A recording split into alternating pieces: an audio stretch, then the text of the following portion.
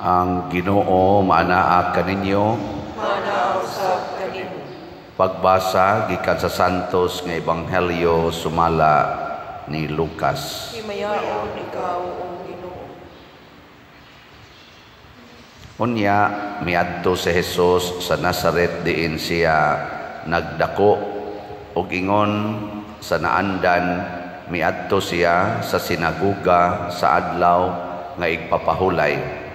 Mitindog siya aron pagbasa sa kasulatan ug gitunulan siya sa basahon nga sinulat ni propeta Isaías.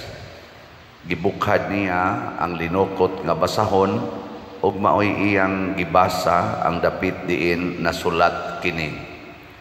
Ang Espiritu sa Ginoo ania kanako, gidihugan ako niya aron pagsangyaw sa maayong balita ngadto sa mga kabus. Gipadala ako niya aron pagsangyaw sa kagawasan ngadto sa mga binihag o pagpahiuli sa pananaw sa mga buta, pagpagawas sa mga dinaog-daog o pagpahibalo sa tuig nga ang Ginoo muluwas sa iyang katawhan. Unya gilukot ni Jesus ang basahon ug giuli ngadto sa piniyalan ug milingkod siya. Mitutok kaniya ang tanan nga didto sa sinaguga. Unya miingon siya kanila, kining bahina sa kasulatan natuman karong adlawa ingon sa inyong nadungog nga gibasa. Nakadaig kaniya silang tanan ug nahibulong sa mga matahom pulong nga iyang gisulti. Mingon sila, dili ba kini siya ang anak ni Jose? Mingon siya kanila, sa walay duha-duha inyong isulti kanako ang giingon sa sanglitanan, Doktor, tambali ang imong kaugalingon. Kamo usab moingon kanako, himua dinhi sa imong kaugalingong lungsod ang mga butang nga imong gihimo didto sa Capernaum sumala sa gitaho kanamo. Apan sultihan ko kamo niini, ang usa ka propeta dili gayud dawaton sa iyang kaugalingong lungsod. Pamati kamo kanako, tinuod nga daghang mga byuda didto sa Israel sa panahon ni Elias, sa dihang walay ulan sulod sa 3 ka tuig ug tunga, ug may dakong gutom sa tibuok yuta. Apan wala ipadala si Elias ngadto sa bisan usa kanila, kundili ngadto hinuon sa byuda sa Saripta sa kayutaan sa Sidon. Ug may daghan usab nga sanlahon dinhi sa Israel sa panahon ni propeta Eliseo. Apan walay bisan usa kanila nga naayo, gawas kang Naaman ang taga Syria. Sa ilang pagkadungog niini nangasuko pag-ayo ang tanan nga didto sa sinaguga. Nanindog sila og ilang gitaral sa Jesus ngadto sa gawas sa lungsod ug gidala ngadto sa tumoy sa bungtod diin natukod ang ilang lungsod aron ihulog siya sa pangpang. Apan miagi siya sa taliwala sa katawhan ug mipahilayo. Ang Ebanghelyo sa Ginoo. Daygon ikaw, O Kristo.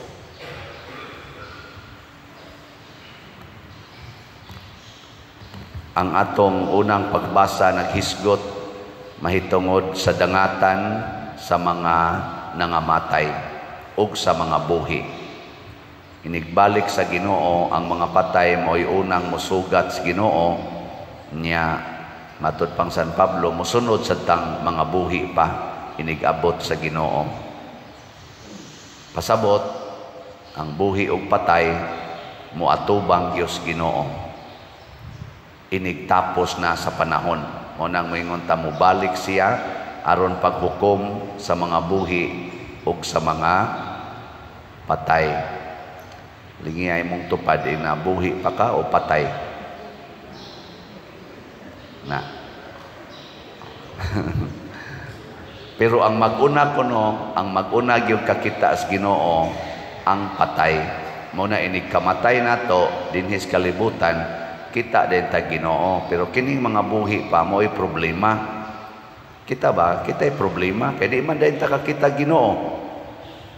Ang mga buhi diri sa atong ebanghelyo misalikway ni Kristo. Ang mga buhi ba? Doon natay gahom sa pagdawat o pagsalikway sa Ginoo samtang buhi pata. Kay naaman tay gitawag og freedom. Respetuhan man sa Ginoo, di siya mamugos samtang buhi pata. Naatay katungod sa pagsalikway o pagdawat niya. Muna si Jesus, pag uli niya siyang kaugalingong lungsod, gisalikway gid siya. Wa siya dawata. Di ko na be. Buhi pa man ka ng tupad nimo ing na unsa man ka mudawat o musalikway ni Kristo. Di ko no. Ing na ko no. Inansa man mudawat ka o musalikway. Kinsay mudawat, taas ang kamot. Mga andakiro. Si Jesus wa dawata tungod kay ang iyang gibuhat gituman niya ang sugo sa Ginoo. Unsa may sugo sa Ginoo diri nga mao sa nay sugo nato pagbunyag nato equal ta ni Kristo. Giduhugan ako niya aron pagsangyaw sa maayong balita ngadtos mga kabos. Kinsa may kasagaran ninyong tagaan og maayong balita, ang dato o ang kabos? Kinsay tagaan ninyo respeto o pagdaig, ang dato o ang kabos? Labi na ginang kabos nga kawatan kaayo, kanang kabos nga kusog kaayong maghugaw-hugaw sa imong lugar. Tagaan ba na nimong maayong balita o daotang balita? Oy, kasagaran ang atong kasabaan ang mga kabos, ang atong daog-daogon ang mga kabos, ang atong idimulis ang mga kabos. Ang mga dato sigihan atong daig bisag mga abusado kaayo, kanang nakapalit og sakyanan, dato na ikumparar atong naglakaw lang. Hay may dato ana, ang naisakyanan o katong galakaw lang. Sige. Pero kanang naisakyanan kung mo parking diha sa barangay road or bisan ganig national road, mo parking nya habol-habulan pag ginang ilang sakyanan, di gid nato kasaban. Pero ang kabos mo'y magbutang diha og iyang karumata or iya bakahang balay, ana siya magpuyok atong patid-patiran, demolition pa. Nya hay may maayong balita ana, kanang di nimo kasaban. Ya, ang mga dato di na to kasaban, labi nagpare. Daya nagilabti kay sa pare na. Oh, di ala na ibutang. Paparking ala na kay pare bitaw na. Ingka na sa Krista na ibutang bisikleta. Papahawa na di ako. Ano samok-samok ba na di ang bisikleta? Labi na ibutang di anang atubangan. Moingon dayon ang paris-pres. Ko anak kisab nagabutang anang bisikleta niya. Nya ang nagparking diha kay uy si ko na spader. Aw di ala na ay pabalina. Pader. O di may ang balita. Muna si Jesus ning adto man sa iyang lungsod isip kabos. Nailhan man siya nga anak lang siya ni Jose ug ni Maria didto siyang lungsod. Nya nagsulti-sulti siya mga buta nga sukwahi sa ilang expectations, nasuko sila. Para nila daotang balita ni kanang moingon si Jesus, ibaligya ang tanan ninyong mga katigayunan ug ang alin ihatag sa mga kabos, purtim pamakpak sa kabos dito sa iyang lungsod. Ang mga dato animal ning buanga. Ato. Bisag kamo karon ako moingnon, arang-arang man mo pagkabutang kamong ni adini. Wa man kayo kabos niyo og naong. Ikono ibaligya ko no tong tanan ninyo mga kabtangan ug ipalit og slot. Hutda gining holy pads. Kinsa ninyo imutuman ani ta sa kamot. Para sa dunay kwarta, daotang balita na. Pero pag ingon ni Kristo, ibaligya ang inyong tanang katigayunan o ihatag ang halin ngadto sa mga kabos, kadto mga way balay na magpag, yes, kana, sakto na. Pero ang mga dato, mabuang, binuang, di ba? Kisa pa man ninyo imudawat ni Kristo, taas ang kamot, ay pamakak. Hinay na, ana nag-inisahan, ang abuangon. Ang abuangon. Matest lagi. Matest kini atong kasing-kasing ba? Sige, napay ikaduhang misyon ay. Gipadala ako niya aron pagsangyaw sa kagawasan ngadto sa mga binihag. Binihag ug binilanggo. Kinsa ninyo dinhi ang mutabang ana mga piniriso diha aron makalaya na sila ta sa kamot. Kanang mugasto gid ba para abogado ana. Wa na. Unya mao man din ang atong misyon. Paghatag og kagawasan sa mga binihag ug mga binilanggo. Ay daghan di ay. Pero wa man sad mo ingos Kristo paggawasa ang mga binilanggo. Simple ra siya sogo nato. Nabilanggo ako ug inyo akong giduaw. Kinsa ninyo dinhi ang muduaw og binilanggo regular bisag once a month lang ta sa kamot. Very good. Kay kuyog man ta didto ini gadto nato. Ako sukad ko na-assign sa prisuhan 5 ka tuig before ko na-assign dinis inyong nindot kaing parokya didto kus baho, hugaw, alimuot, init kaayo nga lugar mag-adtuan for 5 years. Na in love ko sa mga piniriso. Muna karon ako ginang gastuhon part sa ato dinhing kolekta.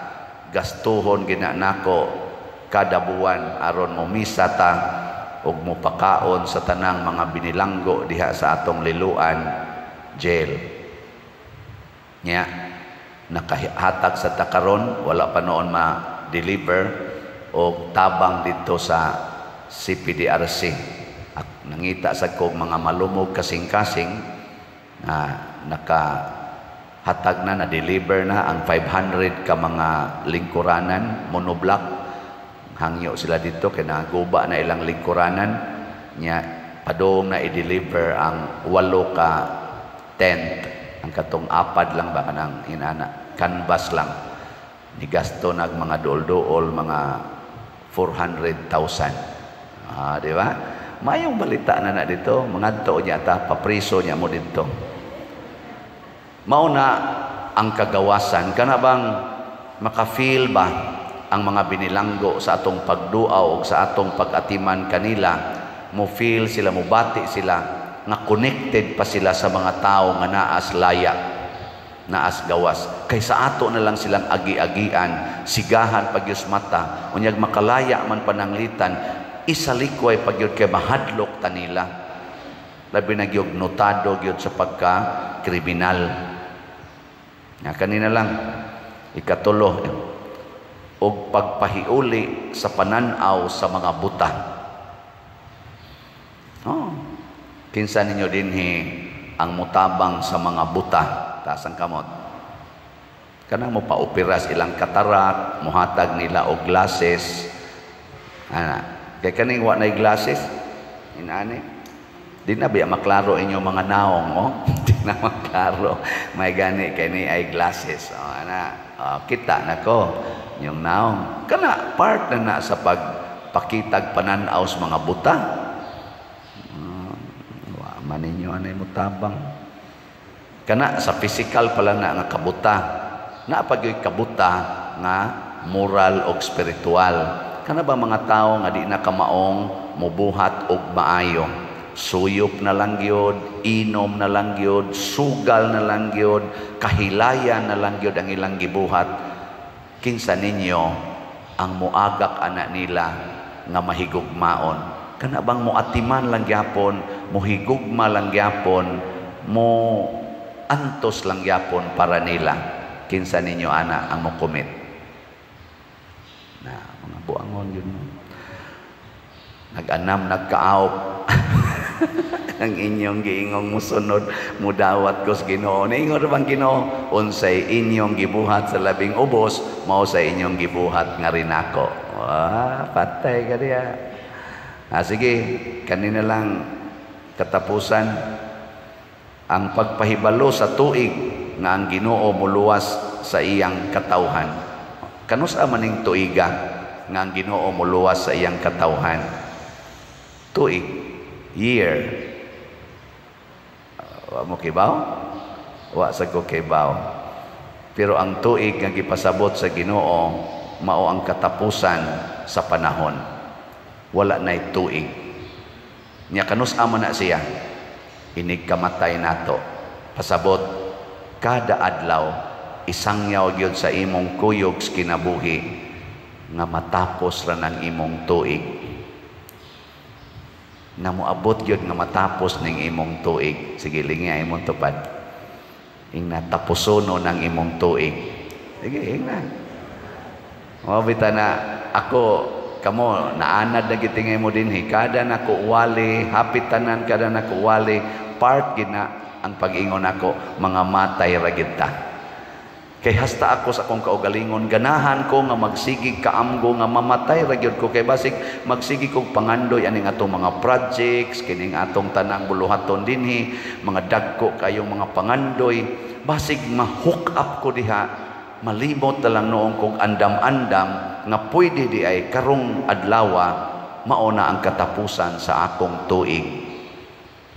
Sa isinta na bi ako hapit November 24 mo sa isinta na bi ako makaabot pero way siguro makaabot pa ba ko sa akong tuig kana dinhing magpa-blessing kay birthday magsigi ko hunahuna ana last year na lang tingali nimo karon ana mo na kada nato birthday mag-anna man tag kaduol anas atong katapusas tuig kada gini mo celebrate sa imong birthday padong na sad mo tapos imong tuig kay nagkaduol naman gyud ka ana asa man kapadong adto man gyud kas ending ano kamo mga asawa ug bana inikatog ninyo pagpahinomdumay mo darling nusa ka matapos imong tuig hapit na o layo pa isa ikalay-una siguro darling ana.